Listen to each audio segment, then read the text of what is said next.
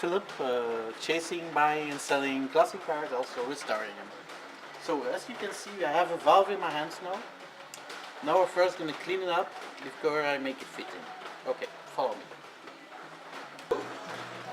I put some tape on it because I'm going to put it, this is not really official way to do it, but it's my homemade way.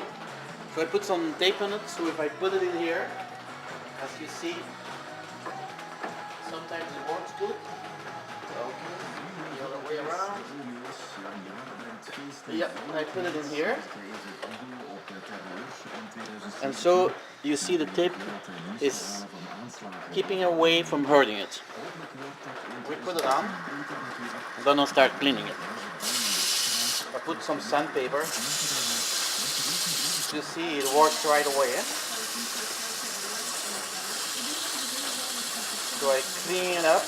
You always have to watch out you don't clean the line where it's fitting. Because actually then you can change the angle where it's closing.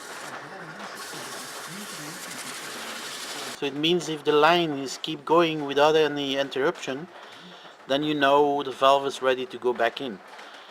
Because now it's gonna close as it has to be closing.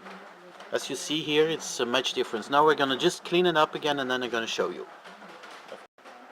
As you see, the valve is now ready to be back in. So it's cleaned up and you see the line where it's closing, it's perfect. So now, also if you put it back in, you can already hear the sound. It's fitting. It's a very good connection like this. I'm gonna put back the valve that I cleaned up in the right spot, so you see like I put them on the right place, so we know it's the right one. As you see, we still have to do this. This is very simple. We're gonna use a little stick with I don't know how you name it in English, so we put it on the valve. Okay, lift up a little bit, 1 second. Okay, and then we go like this. We put a little bit of paste.